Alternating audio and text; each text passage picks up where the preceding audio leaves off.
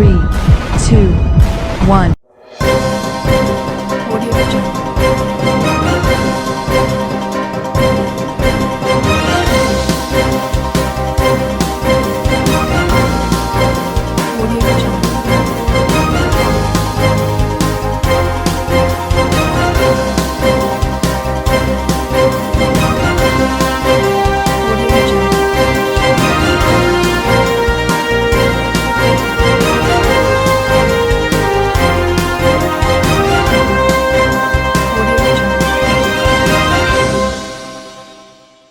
नमस्कार, मैं हूं नरेश राघानी और आप देख रहे हैं horizon news.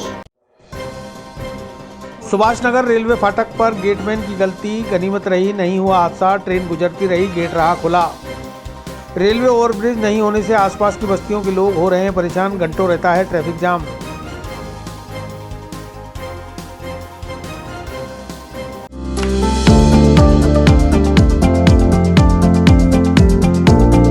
Mohan watch and mobile Ajmer शहर में 4 प्रतिष्ठान, आपकी अपनी मोबाइल की दुकान। हेलो एवरीवन, मैं मोहन वॉच एंड मोबाइल पे आपका सभी का स्वागत करता हूँ। मेरी अजमेर में 4 दुकानें हैं। आप कहीं भी जाइए, आपको सभी जगह सेवा भरपूर मिलेगी। आ जाइए मोहन वॉच एंड मोबाइल पे, आपकी अपनी दुकान, जहां आपको मिलेंगे हर ब्रांड के लेटेस्ट मोबाइल और एक्सेसरीज, वो भी सबसे कम और किफायती दरों पर। मोहन वॉच एंड मोबाइल, कचहरी रोड, नसीराबाद रोड, वैशाली नगर और स्टेशन रोड, अजमेर। बीती रात सुभाष नगर रेलवे क्रॉसिंग पर एक बड़ा हादसा होते होते टल गया। दरअसल रेलवे क्रॉसिंग से एक मालगाड़ी गुजर रही थी, लेकिन फाटक बंद नहीं था। ऐसे में यहाँ हजारों वाहन फाटक से आते जाते रहते हैं। कोई बड़ा हादसा हो सकता था। रेल प्रशासन को इस मामले में गेटमैन के विरुद्ध कार्रवाई करनी होगी कि किस वजह से उसने रेल के फाटक को ट्रेन आने पर भी बंद नहीं किया। भाईजान, बहुत परेशानी का सामना करना पड़ता है। ड्यूटी जाने के लिए कम से कम फाटक बंद होता तो आधा घंटा लेट हो जाते हैं। कभी शाम को वहाँ से ड्यूटी से लौटते हैं तब भी यही हाल रहता है। जब भी यहाँ पे निकलो हर 10 मिनट में फाटक बंद रहता है। अभी तक कोई समाधान नहीं है। रोड का काम इतनी धीरे गति से चल रहा है, हर बार ड्यूटी लेट ही पहुँचते हैं, समझ लीजिए आप। वहीं क्षेत्र के लोगों का कहना है कि इस मार्ग पर एक रेलवे ओवरब्रिज जल्द से जल्द बनना चाहिए। यहाँ ब्यावर रोड से नसीराबाद को जोड़ने वाली सड़क पर 2 रेलवे क्रॉसिंग पड़ते हैं, लेकिन दोनों पर ही रेलवे ओवरब्रिज नहीं है। हजारों वाहनों की घंटों जाम में फंसा रहना पड़ता है। यहाँ की बस्तियों में रेलवे में काम करने वाले काफ़ी कर्मचारी और अधिकारी हैं, जिन्हें रेल फाटक बंद होने से परेशानी उठानी पड़ती है और वह अपने कार्यस्थल पर समय से नहीं पहुँच पाते। कल यहाँ पर फाटक खुला था और ट्रेन गुजर रही थी। इससे बड़ा हादसा होता बच गया इससे। और एक ये छोटी सी फाटक, ये 2 फाटकों 2 रोडों को क्रॉस करती है, डीएवी स्कूल से ग्रामगंज तक। इसको यहाँ सख्त ब्रिज की ज़रूरत है। जनता बहुत परेशान होती है। रात होने के कारण वो दुर्घटना बच गई, नहीं तो एक बहुत बड़ा हादसा हो सकता था। ये दिन में जाती तो... दिन में ये ट्रेनें देखो, अभी भी आप देख सकते हो कितना है। सिर्फ 5 मिनट में इतनी भीड़ हो जाती है कि आदमी एम्बुलेंस हो या कोई इमरजेंसी केस हो तो नहीं निकल सकता। वो आदमी बीमार हो या कोई डिलीवरी केस हो तो उसकी डेथ भी हो सकती है। इसके लिए प्रशासन को चेताना चाहते हैं कि यहाँ पे जल्द से जल्द कार्रवाई करे। और भाजपा सरकार ने यहाँ पे एक शिलान्यास किया था कि बोर्ड बनेगा, लेकिन कांग्रेस सरकार ने उसको काम रोक दिया। अवगत कराया कि रात को यहाँ से ट्रेन निकल रही थी और फाटक बिल्कुल कोई स्टाफ नहीं था, फाटक ओपन था। एक बड़ा हादसा हो सकता था जो ऊपर वाले की मेहरबानी से नहीं हुआ। रात होने के कारण आवाजाही कम थी, लेकिन जब नो एंट्री खत्म होती है तो यहाँ से ट्रक और बसें निकलती हैं। अगर अचानक उस समय कोई बस आती है और कोई बड़ा हादसा हो जाता तो उसका जिम्मेदार कौन होता? मैं प्रशासन से पूछना चाहता हूँ कि प्रशासन क्या चाहता है। जब बीजेपी की सरकार थी तो यहाँ पे इस ब्रिज बनाने के लिए पैसा सेंक्शन हो गया था और इसका शिलान्यास माननीय विधायक अनिता बघेल जी ने किया था, लेकिन कांग्रेस सरकार आने के बाद काम रोक दिया गया। शिलान्यास ही होकर रह गया। उसके बाद किसी प्रकार का यहाँ काम नहीं किया गया। पता नहीं को काम रोक रखा है। यहाँ की जनता की विशेष मांग है कि इसको ब्रिज को जल्द से जल्द बनाया जाए, अन्यथा यहाँ कोई बड़ा हादसा हो सका है। क्योंकि अब आप देख रहे हैं जैसे डबल डेकर ट्रेन का यहाँ चालू हो गया है तो ज़्यादा आवाजाही रहेगी ट्रेन की। फाटक बंद होने के कारण यहाँ बहुत जाम लगता है। कोई एम्बुलेंस वगैरह कोई बीमार व्यक्ति को लेकर नहीं निकल सकती। लेकिन जो रात को यहाँ गुजरा है, बीता है, उसके लिए मैं विशेष मांग करता हूँ हाथ जोड़कर प्रशासन से कि यहाँ पे ब्रिज का जल्द से जल्द निर्माण किया जाए। जैसे रात को फाटक बंद नहीं होने के कारण अगर कोई बस आ जाती है, अगर बस से एक्सीडेंट होता है कितने लोग मरते। अभी एक बस हादसे में मेडिकल की जो मेडिकल को जो क्षति पहुंची है, 17-18 व्यक्ति जो मौत के घाट पहुंच चुके हैं, ऐसी कोई अनहोनी दुर्घटना यहाँ नहीं हो, इसलिए मैं प्रशासन से मांग करता हूँ इस पर सख्त कार्रवाई की जाए कि किस कारण से लापरवाही से यहाँ पे फाटक बंद नहीं था और ट्रेन गुजर रही थी। इसकी मैं मांग उठाता हूँ और मैं चाहता हूँ कि यहाँ जल्द से जल्द ब्रिज का निर्माण किया जाए, अन्यथा यहाँ बड़ा विरोध का सामना करना पड़ सकता है, जिसके लिए हमें चाहे ट्रैक बंद करना पड़े, चाहे रोड जाम करना पड़े, हम किसी भी हद तक गुजरने को तैयार है। क्योंकि जो रात को देखने को मिला, मैं बिल्कुल देख के चौंक गया। मैंने कहा ये अगर कोई हादसा हो जाता तो क्या देखने को मिलता, अजमेर में क्या भव्य दर्दनाक दृश्य होता, क्या होता। स्मार्ट सिटी होने के बाद भी यहाँ ब्रिज नहीं बनाया जा रहा है, बहुत भीड़ है, देखो कितना जाम लग रहा है। मैं मांग करता हूँ, प्रशासन से निवेदन करता हूँ कि जल्द से जल्द इस ब्रिज का काम शुरू करके यहाँ की जनता को राहत दिलाएं। अजमेर में बेकरी के बादशाह रियल बेकर्स, जहां आपको मिलेंगे best quality eggless cakes, pastries और सभी तरह के कन्फेक्शनरी आइटम्स।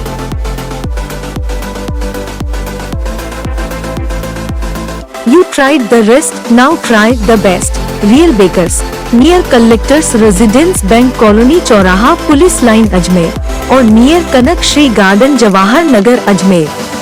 हर भारतीय के आर्थिक सहयोग से बनेगा भव्य राम मंदिर। राम मंदिर निर्माण निधि समर्पण अभियान में वीएचपी के लेखराज सिंह ने 1,01,111 रुपये का दिया चेक।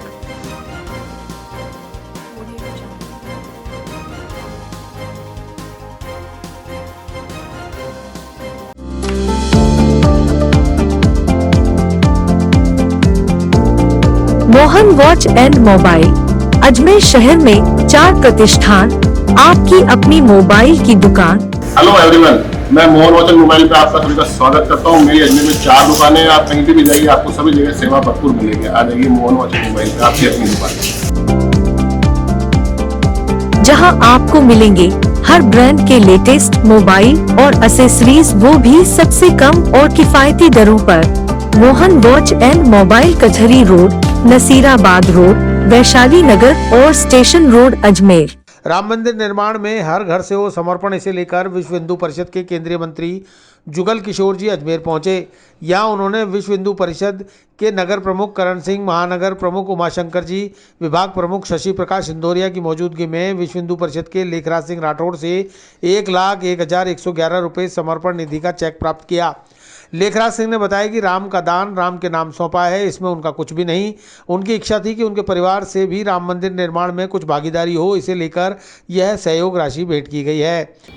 500 साल के संघर्ष के बाद जो अयोध्या में भव्य श्री राम मंदिर निर्माण होने जा रहा है, उसमें निधि समर्पण हेतु आज माननीय जुगल किशोर जी भाई साहब, हमारे विश्व हिंदू परिषद के केंद्रीय मंत्री, इस अभियान पर निकले हैं। जो आज अजमेर पधारने पर एक गिलेरी जैसा सहयोग मेरे द्वारा भी यहाँ पर समर्पित किया गया और पूरी टीम, हमारे नगर के प्रमुख श्री करण सिंह जी भाई साहब, महानगर के प्रमुख उमाशंकर जी भाई साहब, विभाग के हमारे शशि प्रकाश जी भाई साहब, सभी की प्रेरणा से आज यहाँ परिवार सहित 1,11,111 रुपये का राम जी को समर्पण, इसी भाव से आज इस भव्य मंदिर में कुछ हमारा भी अंश लगे, इस भाव से आज ये समर्पण यहाँ किया गया है। जय श्री राम। विश्व हिंदू परिषद के केंद्रीय मंत्री जुगल किशोर जी भाई साहब ने बताया कि अयोध्या के प्रभु श्री राम जन्मभूमि में बनने वाले भव्य राम मंदिर के लिए हजारों कार सेवकों ने अपना बलिदान दिया। आज हजारों बलिदानी कार सेवकों की तपस्या, साधना, प्रभु की कृपा और संतों के मार्गदर्शन में भव्य राम मंदिर बनने जा रहा है। अयोध्या में श्री राम मंदिर निर्माण के लिए निधि समर्पण अभियान चल रहा है और उसके अंतर्गत संपूर्ण देश में कार्यकर्ता जुटे हुए हैं और मैं अभी अजमेर में हूँ। अजमेर में भी इसी प्रकार से कार्यकर्ता जुटे हुए हैं। अयोध्या तीर्थ क्षेत्र विश्व की सांस्कृतिक राजधानी एवं आध्यात्मिक राजधानी बने, इसके लिए सारा विश्व आशा भरी दृष्टि से देख रहा है कि राम मंदिर कब बने और भव्य राम मंदिर ऐसा बनेगा कि मैं समझता हूँ दुनिया का अद्भुत मंदिर बनेगा। और ये राम मंदिर नहीं, राष्ट्र मंदिर है। और केवल मंदिर नहीं बनेगा, भगवान राम ने जो मर्यादाएं बांधी, जो संदेश दिया, जिस संस्कृति का निर्माण किया, आदर्श परिवार कैसा होना चाहिए, एक आदर्श राजा कैसा होना चाहिए।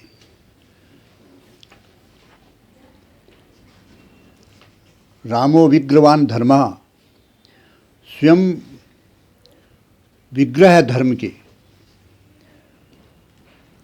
यानी भगवान राम को किसी भी दृष्टि से देखेंगे तो धर्म समाया हुआ है उनमें। इसलिए संपूर्ण विश्व की मानवता को बचाने के लिए आज आदर्श है तो भगवान श्री राम का आदर्श है। उसको हम पुनर्प्रतिष्ठा करना चाहते हैं, कि देश में रामराज्य लाना चाहते हैं। और ये मंदिर निर्माण आदरणीय यशस्वी प्रधानमंत्री नरेंद्र जी मोदी के सानिध्य में कहिए, या उनकी प्रेरणा से कहिए, या भगवान की प्रेरणा से कहिए, भव्य राम मंदिर का निर्माण हो रहा है। ये हमारे स्वप्नों का राम मंदिर बनेगा। और अजमेर में तो हमारे एक कार्यकर्ता अविनाश महेश्वरी का बलिदान हुआ है, इसलिए अजमेर वाले विशेष रूप से लगे हुए हैं। अभी एक अति साधारण कार्यकर्ता लेखराज जी के मैं यहाँ आया हुआ हूँ। लेखराज जी ने अपना समर्पण 1,11,111 रुपये समर्पित किए हैं। मैं उनका बहुत धन्यवाद करता हूँ। साधारण कार्यकर्ता भी इतना समर्पण कर सकता है तो भला यहाँ तो सभी राम भक्त है। और इन्होंने जो लक्ष्य रखा है वो लक्ष्य 11 करोड़ रुपए का महानगर का अवश्य साकार होगा, ऐसा हमें विश्वास है। अजमेर में बेकरी के बादशाह रियल बेकर्स, जहां आपको मिलेंगे best quality eggless cakes, pastries और सभी तरह के confectionery items.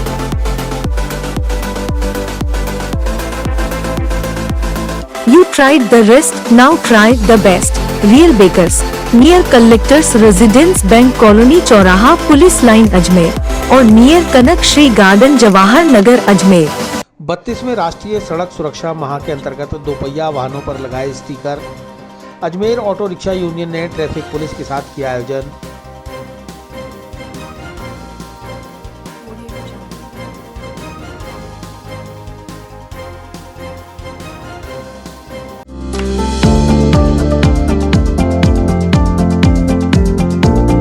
Mohan watch and mobile, Ajmer शहर में 4 प्रतिष्ठान, आपकी अपनी मोबाइल की दुकान। हेलो एवरीवन, मैं मोहन वॉच एंड मोबाइल पे आप सभी का स्वागत करता हूँ। मेरी अजमेर में 4 दुकानें हैं। आप कहीं भी जाइए आपको सभी जगह सेवा भरपूर मिलेगी। आ जाइए मोहन वॉच एंड मोबाइल पे, आपकी अपनी दुकान, जहां आपको मिलेंगे हर ब्रांड के लेटेस्ट मोबाइल और एसेसरीज, वो भी सबसे कम और किफायती दरों पर। मोहन वॉच एंड मोबाइल कचहरी रोड, नसीराबाद रोड, वैशाली नगर और स्टेशन रोड अजमेर।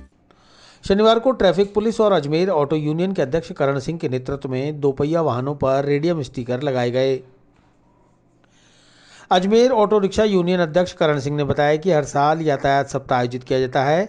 इस बार राष्ट्रीय सड़क सुरक्षा माह का आयोजन हो रहा है, जिसमें हर साल की तरह इस साल भी ऑटो रिक्शा यूनियन अपनी भागीदारी निभाते हुए यातायात विभाग के सहयोग से वाहनों पर रात के समय चमकने वाले स्टिकर लगा रही है।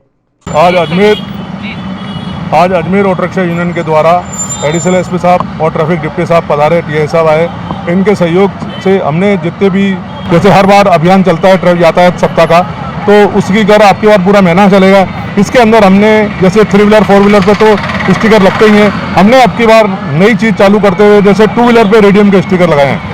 ये स्टिकर हम ये चाहते हैं कि सभी गाड़ियों पे लगे 2 व्हीलर पे, जिससे कि रात्रि के समय मान लो बाई द वे गाड़ी कहीं खड़ी होती है तो दूर से कहीं नजर आ जाए, इससे एक्सीडेंट के चांस कम हो और लोग सुरक्षित रहें। इस मौके पर अतिरिक्त पुलिस अधीक्षक सीताराम प्रजापत और यातायात पुलिस उप अधीक्षक पार्थ शर्मा की सदारत में ट्रैफिक पुलिस कर्मियों और यूनियन पदाधिकारियों ने वाहन चालकों के वाहनों पर आगे और पीछे रिफ्लेक्शन देने वाले स्टिकर चिपकाए। अतिरिक्त पुलिस अधीक्षक सीताराम प्रजापत ने बताया कि 32वें राष्ट्रीय सड़क सुरक्षा माह का आयोजन 18 जनवरी से 17 फरवरी 2021 तक किया जा रहा है।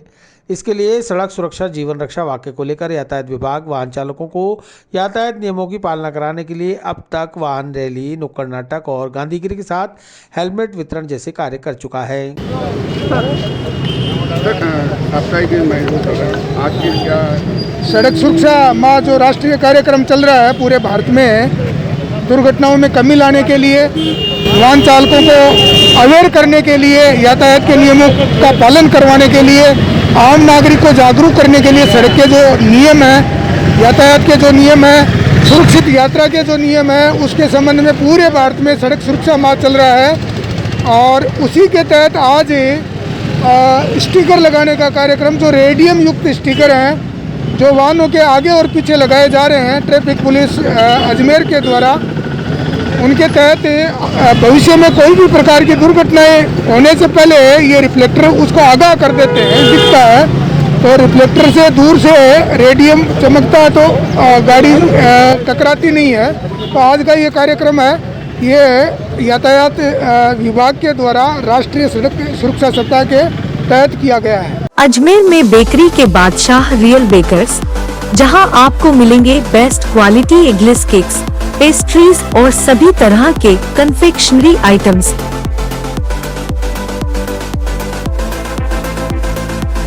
You tried the rest, now try the best. Real Bakers, near Collectors Residence Bank Colony चौराहा पुलिस लाइन अजमेर और near Kanak Shri garden Jawahar Nagar Ajmer.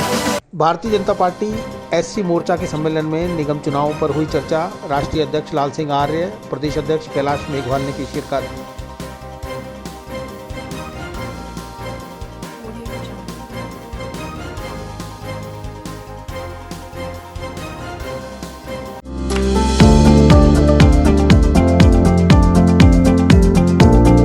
Mohan watch and mobile, Ajmer शहर में 4 प्रतिष्ठान, आपकी अपनी मोबाइल की दुकान।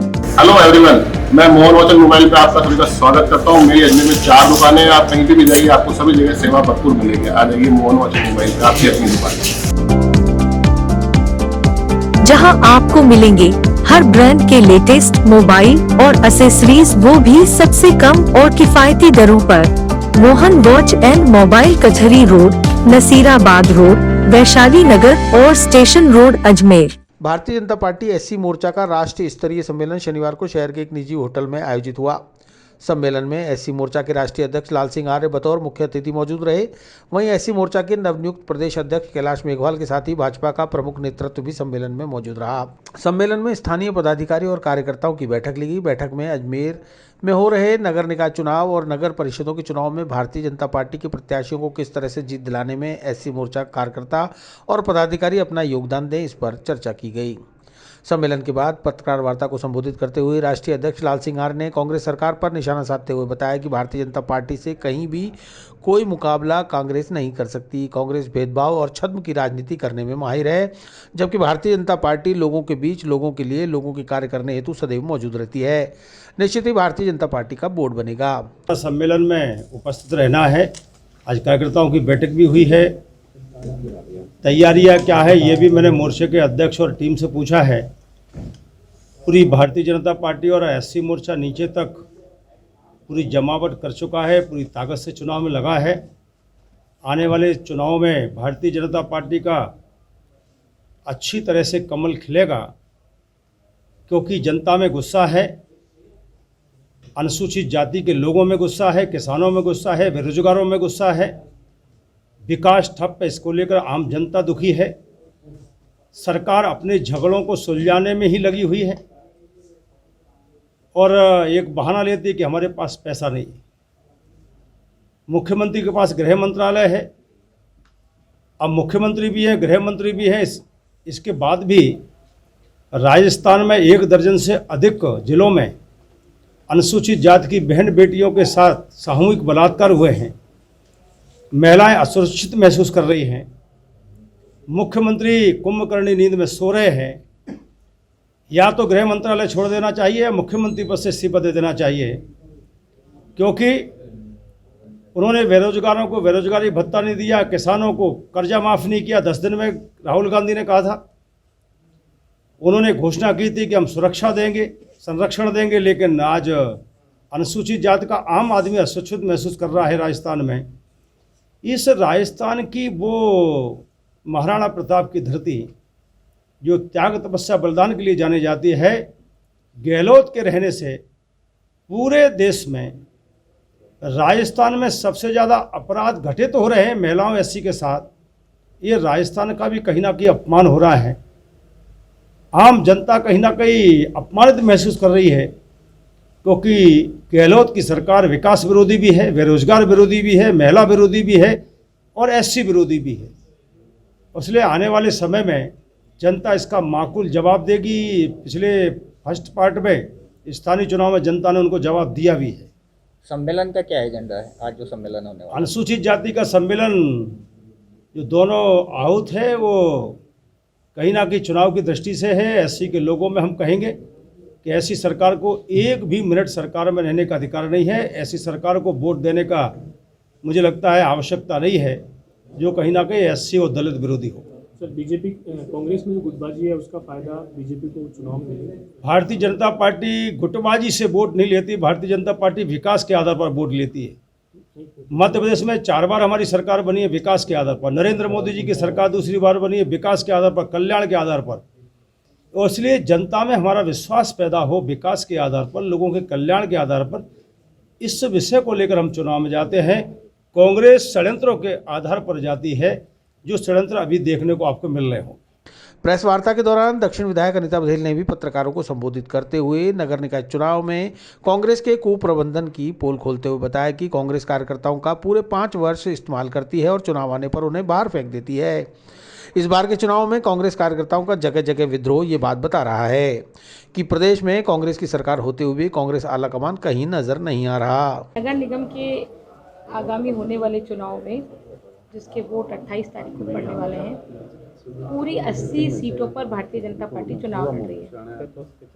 और हमारे राष्ट्रीय अध्यक्ष जी, हमारे प्रदेश अध्यक्ष जी एससी मोर्चा के, चूँकि महिला अनुसूचित जाति की सीट महापौर के लिए यहाँ आरक्षित है, इस नाते से हमारे राष्ट्रीय नेतागण और हमारे प्रदेश नेतागण कैसे हम जीते चुनाव, इसकी योजना के तहत आज प्रेस कॉन्फ्रेंस के लिए, प्रेस वार्ता के लिए और सम्मेलन के लिए यहाँ पधारे हैं।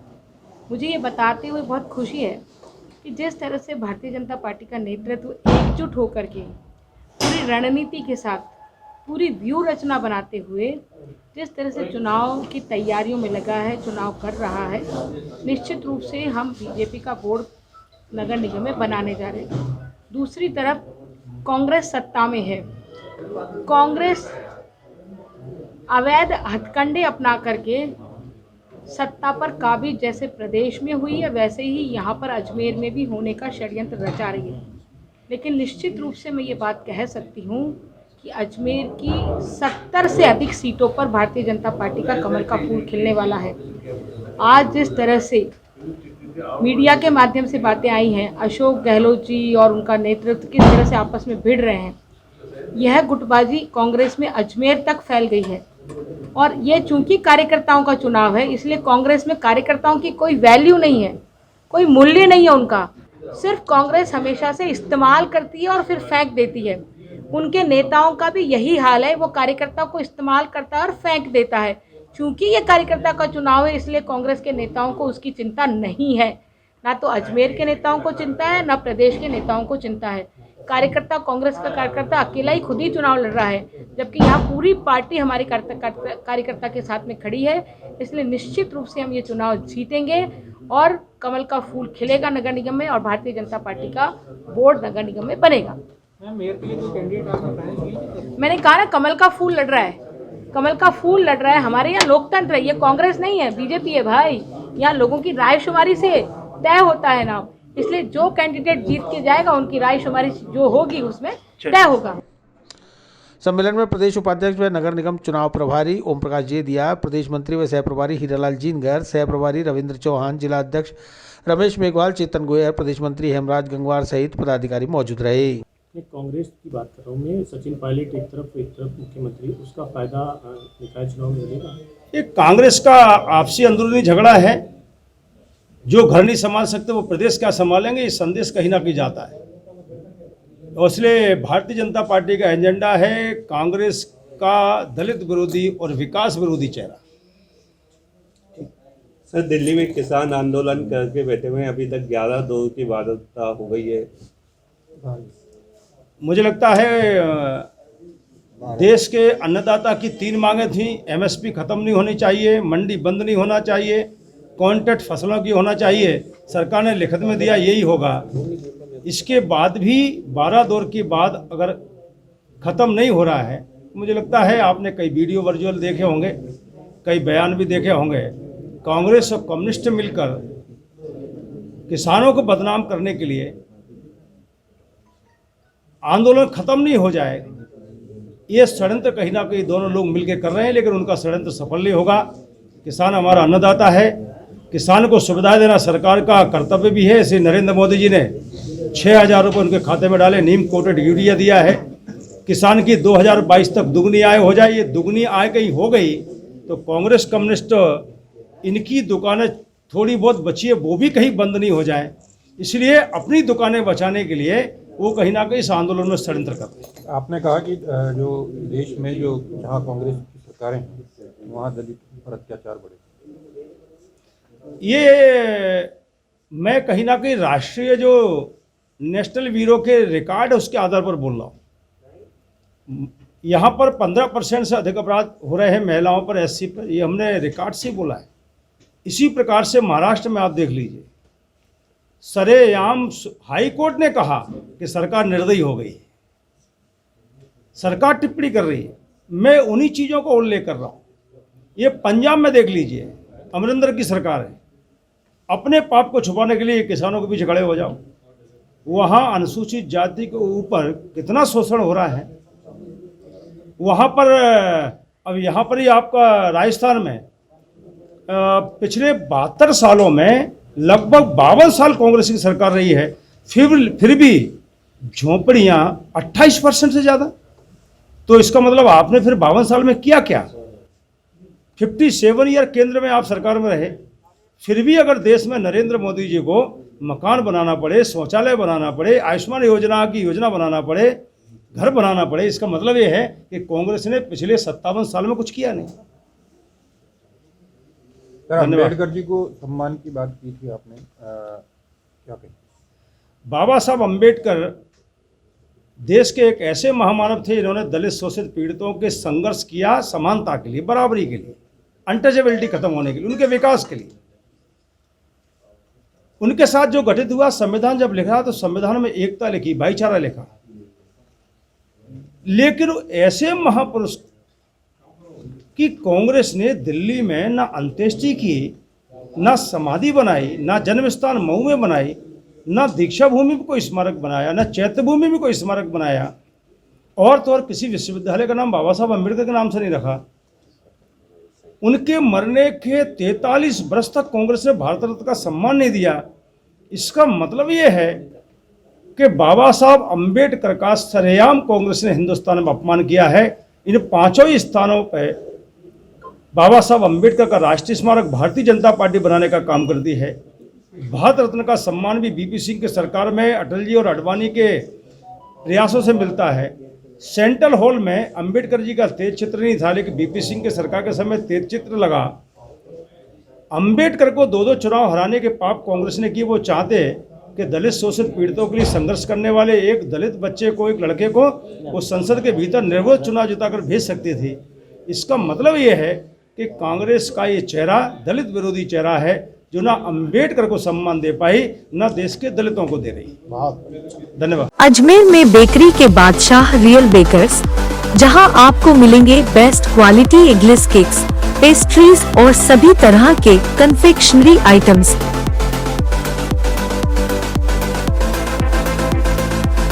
You tried the rest, now try the best. Real Bakers, near Collectors Residence Bank Colony चौराहा पुलिस लाइन अजमेर और near Kanak Shri garden Jawahar Nagar Ajmer.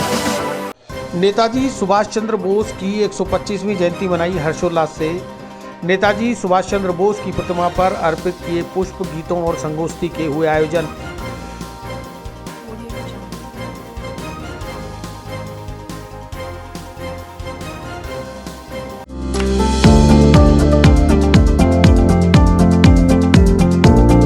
Mohan watch and mobile, Ajmer शहर में 4 प्रतिष्ठान, आपकी अपनी मोबाइल की दुकान।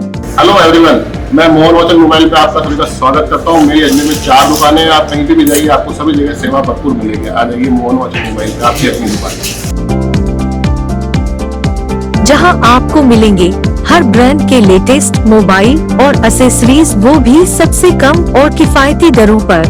मोहन वॉच एंड मोबाइल, कचहरी रोड, नसीराबाद रोड, वैशाली नगर और स्टेशन रोड, अजमेर। शनिवार को नेताजी सुभाष चंद्र बोस की 125वीं जयंती बड़े ही हर्षोल्लास से मनाई गई। सुभाष उद्यान में भारतीय सेना के पूर्व सैनिकों द्वारा हर साल की तरह इस साल भी सुभाष चंद्र बोस की प्रतिमा पर माल्यार्पण और पुष्पांजलि अर्पित कर उन्हें देशभक्ति गीतों के साथ श्रद्धा सुमन अर्पित किए गए। पूर्व सैनिक आए हैं, नई रोशनी लाए हैं जैसे गीत के बोल गुनगुनाते हुए सैनिकों ने नेताजी सुभाष चंद्र बोस को याद करते हुए उनके बलिदान का उल्लेख किया। पूर्व सैनिक राधेश्याम वर्मा ने बताया कि कोरोना की वजह से इस बार थोड़े कम ही सैनिक श्रद्धांजलि अर्पित करने पहुंचे हैं, अन्यथा 100-150 सैनिक यहां जरूर मौजूद रहते। आज सुभाष जयंती है और हम हर वर्ष की भांति सुभाष जयंती यहाँ पर सुभाष पार्क में आकर के मनाते हैं। जितने भी पूर्व सैनिक हैं हम यहाँ पर इनको माला अर्पण करते हैं और साथ में इसको एक जलसे के रूप में मानते हैं हम। और ये हमारे लिए बहुत सौभाग्य की बात है कि पूर्व सैनिकों को ये सब काम करने का सौभाग्य मिला है। किस तरीके से आज आपने माल्यार्पण किया? हमने पूर्व सैनिक सारे इकट्ठे होकर के और माल्यार्पण किया और उसके बाद में हमने देशभक्ति का गीत यहाँ पर गाया, जो कि पूर्व सैनिक गाते हैं हमेशा। पूर्व सैनिक हम यहाँ पर आए हैं, इस तरह का एक गीत है। एक नई रोशनी लाए हैं। नई रोशनी लाए हैं।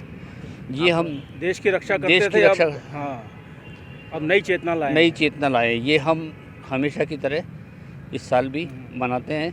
कोरोना की वजह से थोड़ा सा भीड़ हमारी कम है, अदरवाइज़ तो हमारे यहाँ पर कम से कम 100-200 आदमी इकट्ठे हो जाते हैं पूर्व सैनिक। इसी तरह सर्व पंथ समादर मंच द्वारा कैरिज कारखाना माता मंदिर पर टेरिटोरियल आर्मी सेवा में कार्यरत समस्त कार्यकर्ताओं की मौजूदगी में नेताजी सुभाष चंद्र बोस की 125वीं जयंती मनाई गई।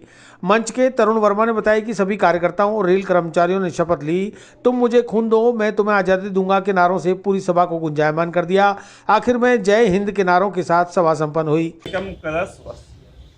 आज सर्वपंथ समादर मंच के आह्वान पर माता मंदिर कैरिज पर टेरिटोरियल आर्मी के रेल सेवा में कार्यरत सभी कार्यकर्ता यहाँ पर उपस्थित हुए और उनके द्वारा नेताजी सुभाष चंद्र बोस की 125वीं जयंती को मनाने का कार्य किया गया। सुभाष चंद्र बोस के द्वारा जो संदेश था, तुम मुझे खून दो मैं तुम्हें आज़ादी देता हूँ, इसका सभी ने नारे लगा के किया तथा साथ में व्यापारी महासंघ के रमेश लालवानी जी, किशोर विदानी जी, सागर मीणा जी और टेरिटोरियल आर्मी के शमशेर जी काठात, योगेंद्र पाल जी और अनेकों कार्यकर्ताओं द्वारा देशभक्तिपूर्ण गाने, गीत इत्यादि गाए गए। साथ में एक संदेश दिया गया कि हम रेल कर्मचारियों के लिए प्रेरणा स्रोत बनेंगे, कि राष्ट्रीयता की भावना जगाएंगे और आवश्यकता पड़ने पर जैसे गत युद्धों में युद्ध आयुध उत्पादन का जो कार्य किया गया था, हम सदैव तत्पर रहेंगे और रेल कर्मचारियों के प्रेरणा के स्रोत बनेंगे।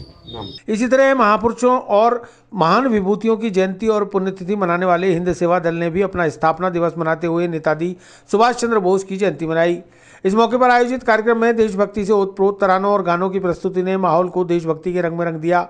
सेवादल अध्यक्ष आर के महावर ने बताया कि आज की युवा पीढ़ी देश की आज़ादी में अपने आप को न्यौछावर करने वाले महापुरुषों से परिचित कराने के लिए ही हिंद सेवा दल की स्थापना की गई है, जिसका आज स्थापना दिवस भी है। हिंद सेवा दल द्वारा नेताजी सुभाष चंद्र बोस की जयंती की पूर्व संध्या पर दीपदान का आयोजन किया गया।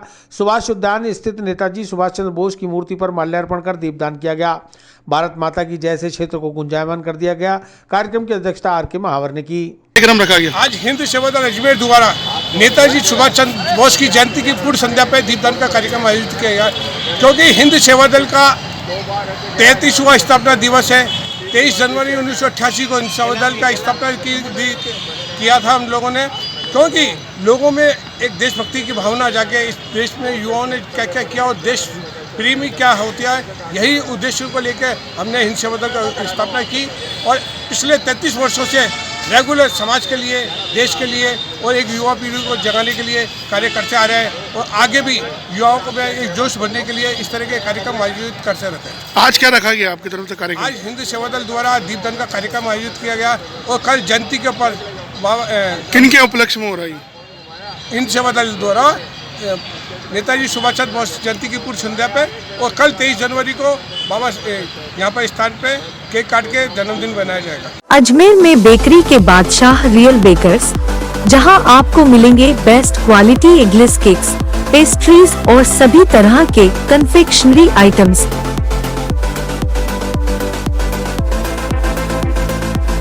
You tried the rest, now try the best. Real Bakers, near Collectors Residence Bank Colony चौराहा पुलिस लाइन अजमेर और नियर कनक श्री गार्डन जवाहर नगर अजमेर।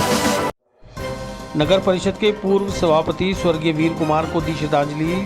तोपदड़ा स्थित वीर कुमार सर्किल पर मोमबत्ती जलाकर वीर कुमार की शान में की नारेबाजी।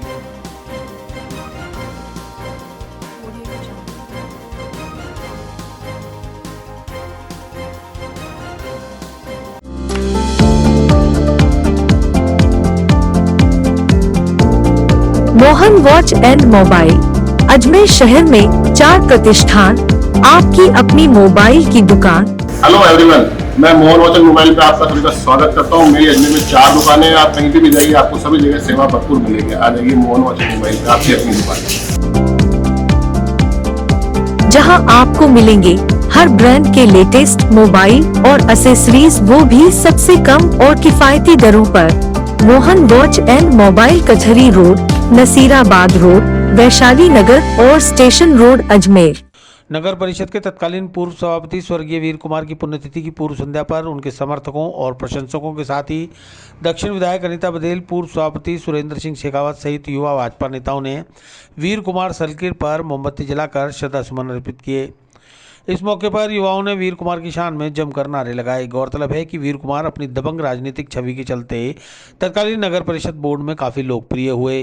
शहर के लोग उन्हें अजमेर शहर में शेर के नाम से पुकारते थे। हर साल उनके प्रशंसक और समर्थक उनकी जन्म जयंती और पुण्यतिथि अवश्य मनाते हैं। आज तोपदड़ा के हम ये कह सकते हैं कि पूरे शहर के जननायक, पूरे जिले के हमारे नेता, हमारे आका, हमारे गुरु आदरणीय वीर कुमार जी की संध्या के समय में हमने दीपदान किया है, उनको याद किया है। युवाओं के साथ जिस प्रकार से उनका लगाव था, जुड़ाव था, और वही युवा आज भी उनके साथ जुड़े हुए हैं।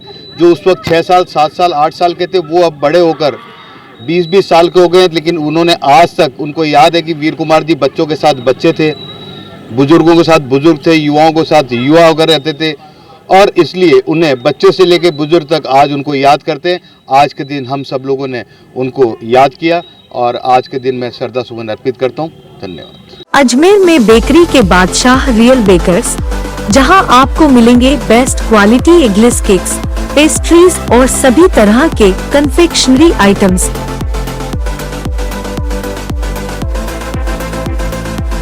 You tried the rest, now try the best. Real Bakers, near Collectors Residence Bank Colony चौराहा पुलिस लाइन अजमेर और नियर कनक श्री गार्डन जवाहर नगर अजमेर।